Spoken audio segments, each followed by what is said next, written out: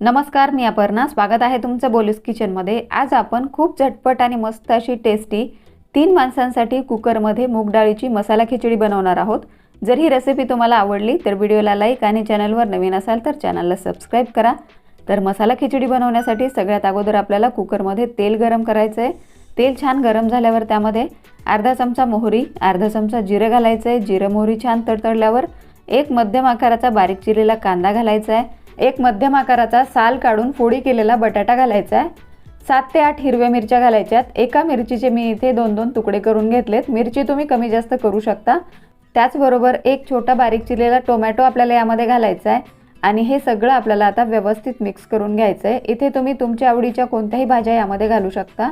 तर कोथिंबीर घालायची राहिली होती, त्यामुळे कोथिंबीर सुद्धा मी यामध्ये घालून पुन्हा एकदा हे सगळं व्यवस्थित मिक्स करून घेतलंय. आणि आता आपल्याला लो टू मिडियम फ्लेमवर या सगळ्या भाज्या थोड्या मऊ होईपर्यंत म्हणजेच 3-4 मिनिटं शिजवून घ्यायच्यात आणि अधूनमधून आपल्याला याला हलवत राहायचंय.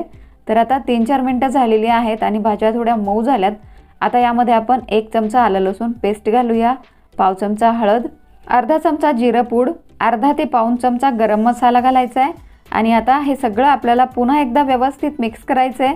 आणि आपण जी लसणाची पेस्ट यामध्ये घातलेली आहे ती लसणाची पेस्ट आपल्याला साधारण मिनिटभर लो फ्लेमवरती परतून घ्यायची आहे, म्हणजे लसणाचा कच्चेपणा जाईपर्यंत. आणि त्यानंतर यामध्ये आपल्याला डाळ तांदूळ घालायचं आहे. तर इथे मी 3 माणसांसाठी अर्धी वाटी मूग डाळ आणि 1 वाटी घरातला रोजच्या वापरातला तांदूळ घेतला आहे. तुम्हाला हवं तर तुम्ही इथे बासमती तांदूळ सुद्धा घेऊ शकता. आणि हे डाळ तांदूळ मी भिजत घातले नव्हते, फक्त 2-3 वेळा धुवून घेतलेत. तर बघा, या वाटीने डाळ तांदूळ दोन्ही मी यामध्ये मोजून घातले. तर आता जेवढा आपण डाळ तांदूळ यामध्ये घातलेले आहेत त्याच्या दुप्पट आपल्याला यामध्ये पाणी घालायचं आहे. म्हणजेच 1.5 वाटी डाळ तांदूळ आपण यामध्ये घातलेत. तर आता 3 वाट्या पाणी आपल्याला यामध्ये घालायचं आहे. आमच्याकडे खिचडी थोडीशी चिकट आवडते, त्यामुळे मी यामध्ये 3 वाट्या पाणी घातलं आहे. जर तुम्हाला मोकळी खिचडी आवडत असेल तर तुम्ही यामध्ये फक्त 2.5 वाट्याच पाणी घाला, म्हणजे तुमची खिचडी छान मोकळी होईल. तर पाणी घातल्यावर मी सगळं मिक्स करून घेतलं आहे. आता यामध्ये आपल्याला शेंगदाणे घालायचे आहेत. तर शेंगदाणे तुम्ही आवडीनुसार कमी जास्त करू शकता. चवीनुसार मीठ घालायचं आहे आणि पुन्हा एकदा हे सगळं आपल्याला व्यवस्थित मिक्स करायचं आहे. तर तूप घालायचं राहिलं आहे, तर आता यामध्ये आपण 1 चमचा तूप घालूया आणि आता पुन्हा एकदा हे सगळं व्यवस्थित मिक्स करून घेऊया. आणि आता कुकरचं झाकण लावून 3 शिट्ट्या होईपर्यंत मीडियम टू हाय फ्लेमवर खिचडी शिजवून घेऊया.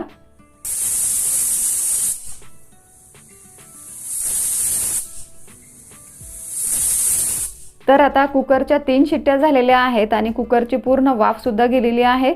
आता आपण कुकरचं झाकण उघडूया आणि इथे आपली मस्त अशी गरमागरम मूग डाळीची मसाला खिचडी तयार झालेली आहे. मस्त असा खिचडीचा घरभर सुगंध पसरलाय. तर आता कुकरचं झाकण उघडल्यावर सगळ्यात अगोदर आपल्याला खिचडी वाढून घ्यायची नाही आहे. तर अशा पद्धतीने सगळी खिचडी आपल्याला व्यवस्थित मिक्स करायची आहे. कारण आपण कुकरमध्ये खिचडी शिजवल्यामुळे त्यामध्ये आपण ज्या भाज्या घातल्यात किंवा शेंगदाणे घातलेत, मसाले घातलेत, ते सगळे वर येतात.